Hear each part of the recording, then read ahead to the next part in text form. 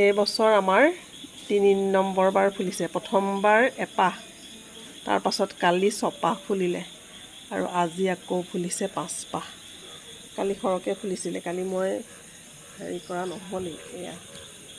আৰু সেই এপাহ দেখিছেনে, তাত 2 পাহ ফুলিয়ে শেষ হৈ গ'ল। আৰু সেইফালে এপাহ কালি ফুলিলে, এপাহ এতিয়া ইমান ধুনীয়া গোন্ধাইছে।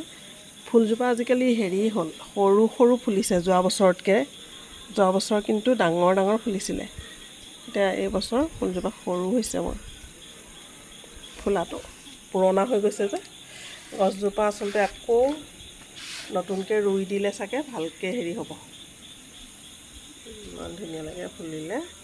এইকেইটা পাৰিজাত ফুল, আমোলমোল পাৰিজাত ফুল হয়নে ৰং? ৰং এইপাহ আকৌ কালিয়ে ফুলি থাকিলে।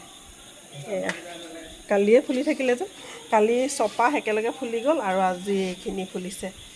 আঁতৰৰ পৰা চাওঁ গছজোপা, গছজোপা ওপৰলৈ বহুত উঠি গ'ল, কিন্তু হেৰি হৈছে এইকেইটা, এইখিনি দেখিছে ধুনীয়া লাগিছে দেই দেখিবলৈ। এই যে